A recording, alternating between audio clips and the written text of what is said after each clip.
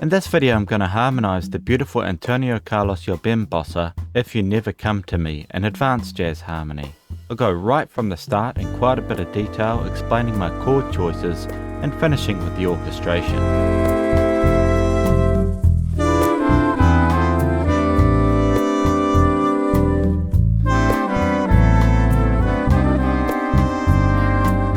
In a few places I reharmonized the given chords quite a bit to try and make the harmonization more effective and dramatic. I'll explain my choices throughout. I'll be writing a new chord for each melody note in the Gabrielcassaro style and using my rules which I talked about in previous videos.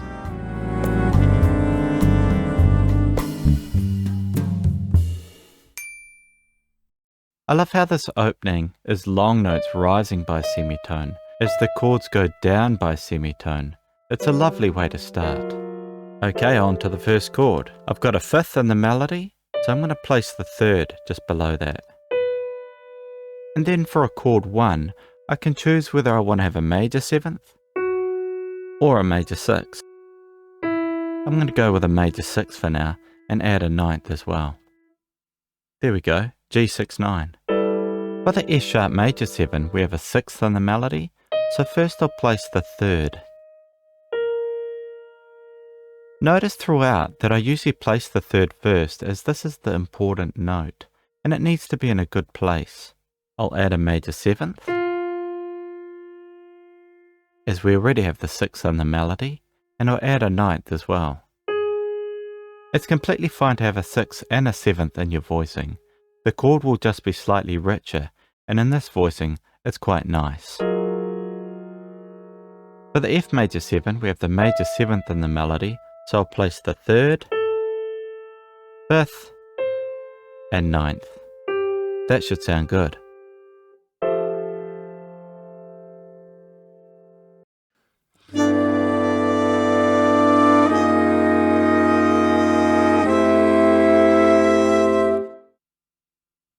Okay, now it gets a little harder as we have a few notes in this bar with only one chord. Often in these passages I've used functional chords that lead to one another, but I feel like for the smooth bossa style, diatonic planing might sound really nice. So on this first chord we have the 7th, so I'll fill out the chord below with the E7 flat 9. Place the 3rd, 5th, and flat 9. So now I'll try my diatonic planing. I'm going to keep the same intervallic structure and just move it up and down. So for the C melody note, I'll place the notes. See how I kept the same structure of intervals? Now I just use the notes that are diatonic to this chord, so the F I leave as an F natural. Even though we are in the key of G major, as this chord here is an E7 flat 9. I'll do the same now with the B melody note.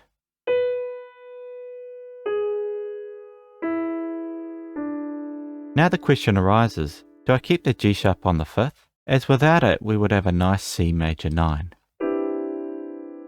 And with the G sharp note, I have a more dissonant G augmented major 9. This is where you need to try both and do what your ear tells you. Here it is with the G natural.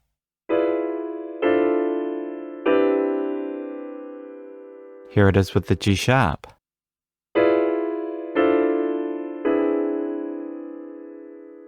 I'm going to keep the G sharp for now to make a C augmented major 9. Okay, on to the C melody note again. I'm keeping the same structure.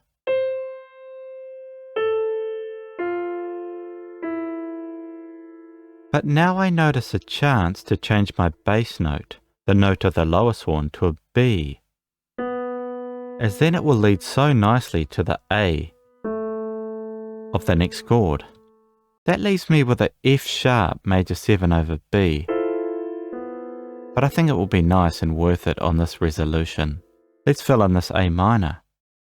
We have an 11th in the melody. I could put the 3rd here, but a tone at the top of the voicing for this long might be a bit awkward. I'll put it down here. Now the 7th and the 9th.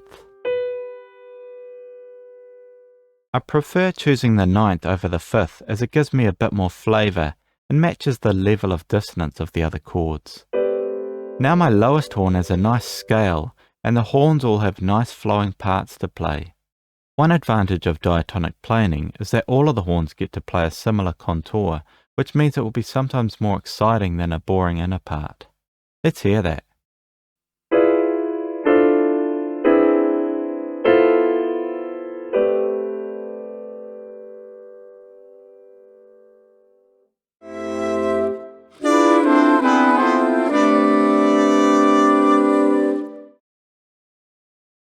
Okay, on to the next phrase.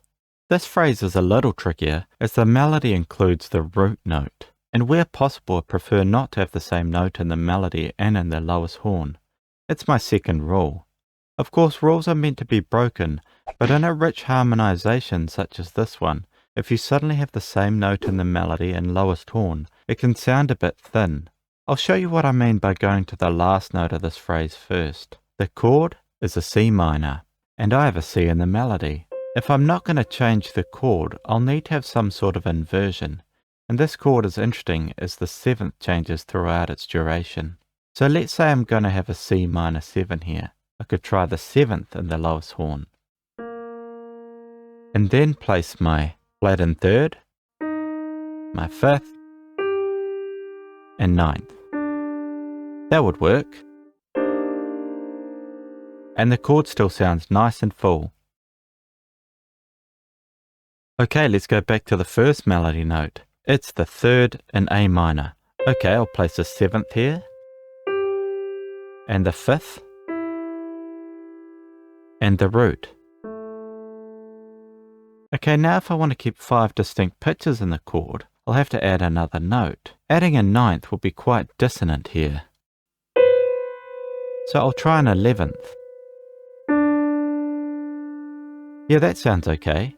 I'm going to try diatonic planing again and see how that works. It leaves me with some rather funky chords, but I think it's okay. It gives us a sort of modal sound. On this beat 4 and, I'll change the structure slightly so the lowest horn leads nicely to the 7th of the next chord. As I mentioned earlier, this chord changes its 7th quality throughout. How about I start with a major 7th, then lower to a minor 7th and then a 6th.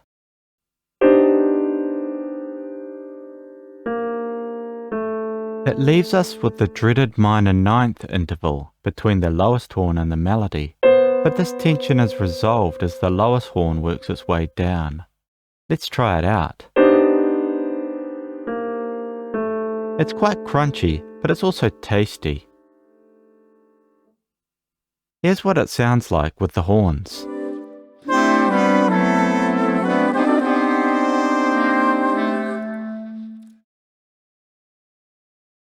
Now on to the last 2 phrases. The harmonic rhythm increases to a chord per bar, and I felt like I would need more functional harmony to make it work. Often when I'm harmonizing a phrase, I'll look for the most important notes first. I call these the target chords, as I know that if I harmonize these in an interesting and rich way, it will help the whole phrase stick together. So in terms of this phrase, I think the high D note is really important, as is this last A on the A7. So the chord here on the E7 is an E7 sharp 9. So I'll do this one first. Now so far I've kept the lowest horn quite high in its range, as I feel like that's really nice for the style. But as this is sort of the climax of the melody, I'm going to use the lower range a bit more, so it sounds nice and full and dramatic. So I'm going to place the E right down here, which means I can now put a 3rd right here in the meat of the chord. And that leaves me a chance to put the sharp 9 here. And I'll have the 5th above that. That's a really nice rich sounding chord. Now this leaves me with a bit of a problem, as I want this chord to sound nice and big and dramatic, and it will lose its effectiveness if I play an E7 at the start of the bar like is written in the lead sheet. I'll show you what I mean.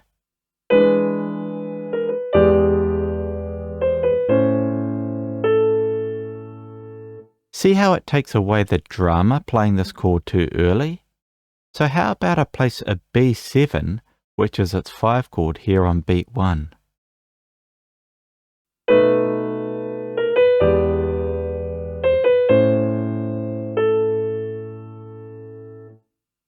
Yeah, that's a lot better. I'll need to voice this as an inversion as we have the root note in the melody again. So I'll try the 3rd down here, and the 7th down here, and I'll have a 9th, and a 5th. But it's now having a knock-on effect, as this bar was B7 before, so I ended up trying quite a few different options. What is the 2 chord of B7? In this key, it would be an F sharp half diminished. Just having the F sharp half diminished for this whole bar probably would have been fine, but I was just craving a bit more movement leading up to the climax. So I added the 5 chord of F sharp minor 7 flat 5, which is a C sharp 7. I'll voice these chords now. As I have this D sharp in the bass part on the B7, I'm going to take advantage of this and use some inversions so the lowest horn leads down to that note. I'm going to place the 3rd under the C sharp 7 and the 7th under the F sharp minor 7 flat 5. That should sound nice and strong.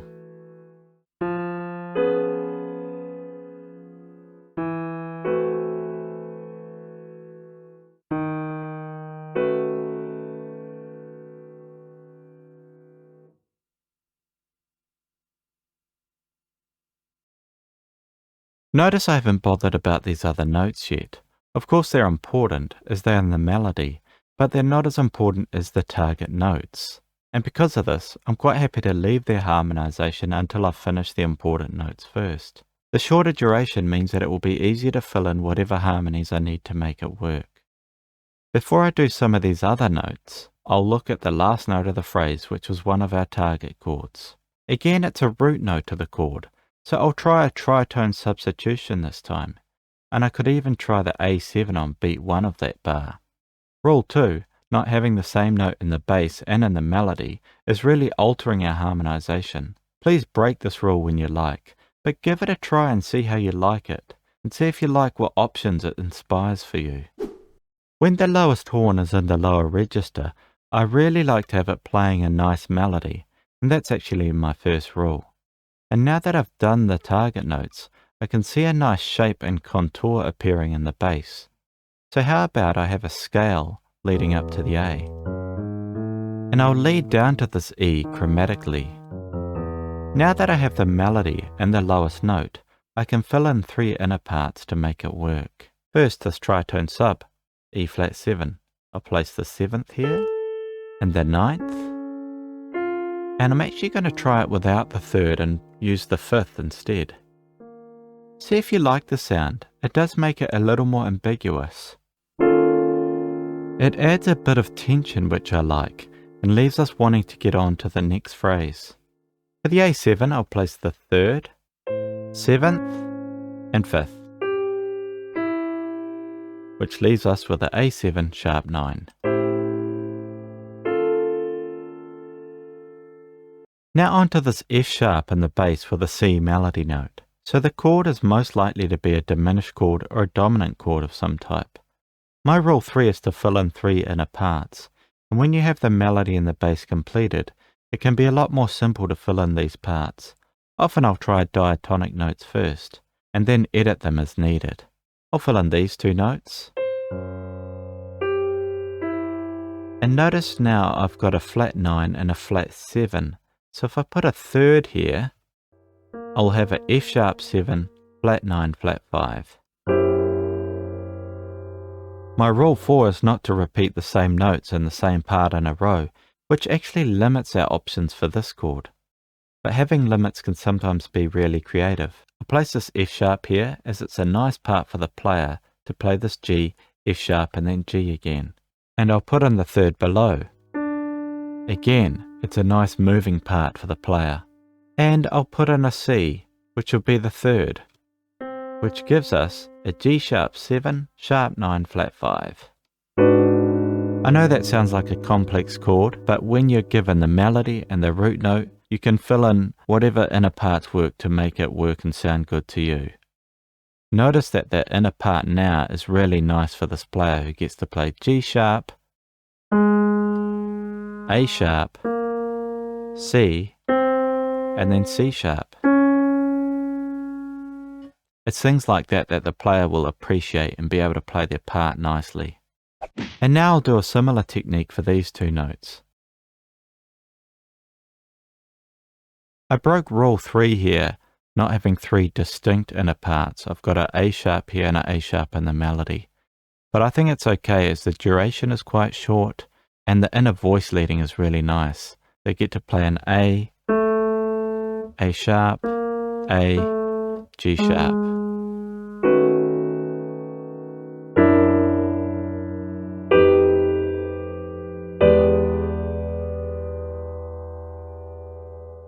That only leaves us with these first two notes of the phrase, and I decided that I'll continue the downward trend of the bass line.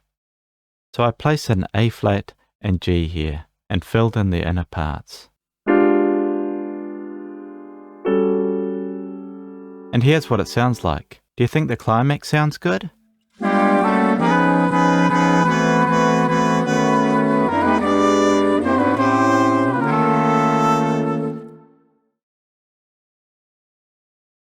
Okay, on to the last phrase now.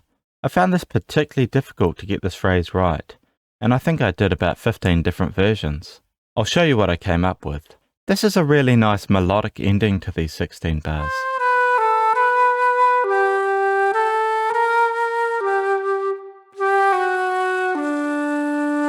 Again, I look for the target chords. The last chord is obviously important, and I feel that this note and this note should be harmonized well. Okay, I'll start with the difficult part. For whatever reason, I really didn't like the sound of G7 in this bar. Maybe it gives away the tonic too early? What do I mean by give away the tonic too early? Well, we're in the key of G major, and we can see we have a G here, and we'll have a G7 here. Does it sound like it resolves too early? Here's what the G7 sounds like.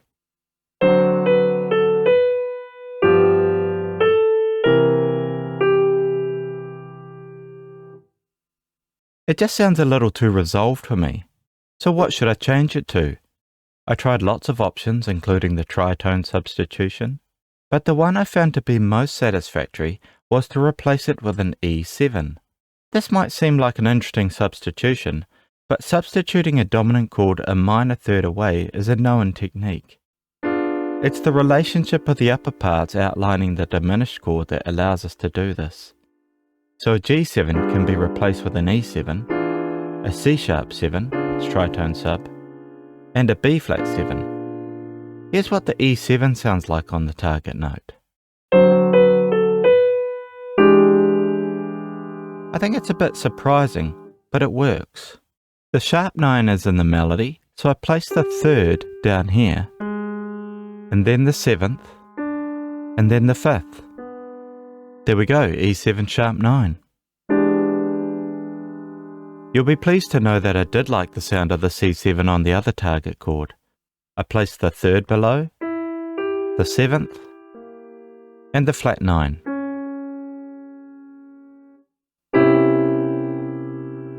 You could have a flat 9 or a natural 9. You choose what you like best. I'm going to leave the final chord till a bit later, as I did some really tricky stuff on it. Now that I have some chords in place, it makes it easier to approach them. To get to the E7 sharp 9, I used a tritone sub, an F7.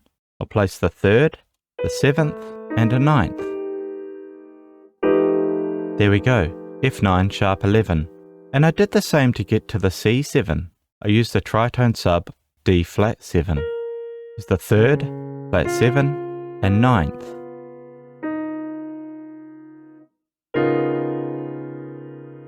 Now I've got a nice descending bass line, so I continued this trend with a D9 here on this beat 4. Here's the 3rd, 7th, and 9th. Now I'll look at this D7. As this is the last phrase, I want a nice strong pull to that chord 1, so I'm going to make sure to outline D7 well here with this sort of bass line.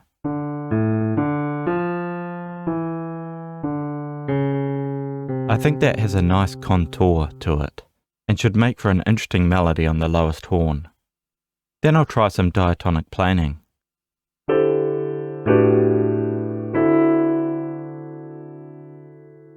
That should work nicely. I do get the interesting chord of G major 7 over A, but it sounds pretty good, and all of the inner parts move so nicely.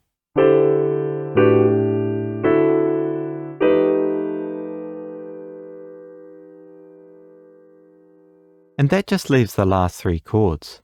I had to reharmonize these at least 10 times to get the exact sound I wanted. Let me know what you think of them. I like the idea of this descending bass line, and it adds to the quality of the diatonic planing and side slipping that I've used throughout the harmonization. So I thought, how about I just go down the scale, finishing on the root note? So I tried filling in the inner notes diatonically to see what it sounded like, which I quite liked. So that gave me an E minor over B, an A minor 13, and a G6 9. Now this sounded a bit too resolved for me after all this nice spiciness, especially the last chord.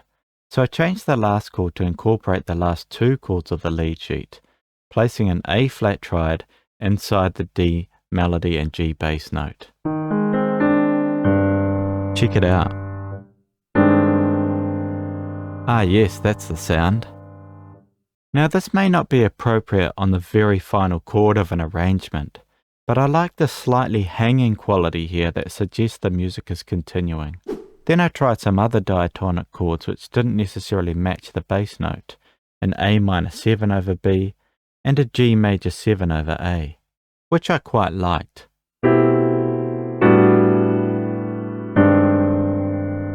But I ended up with something similar. I just flattened the E flat on the A minor 7 to give me a B7 augmented flat 9.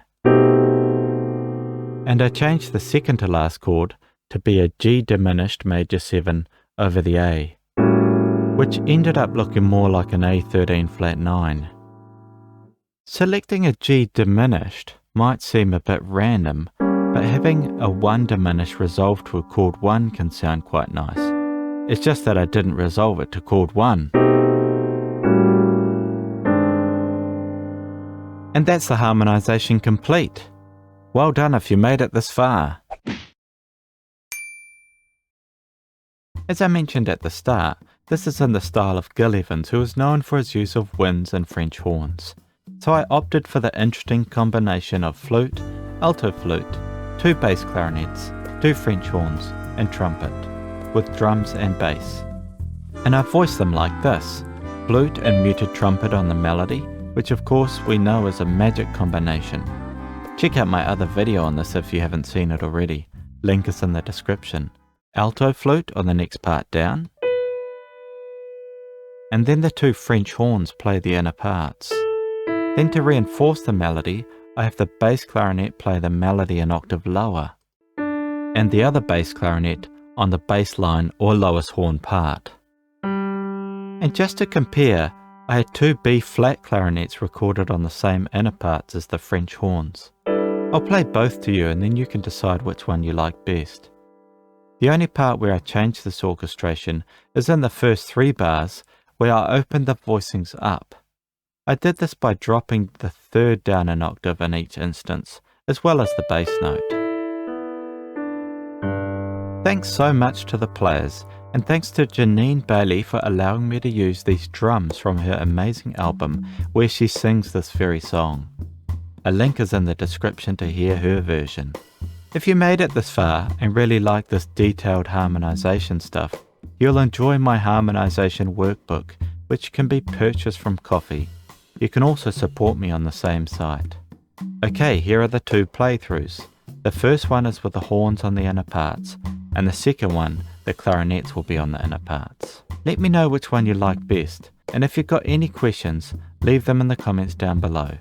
Peace.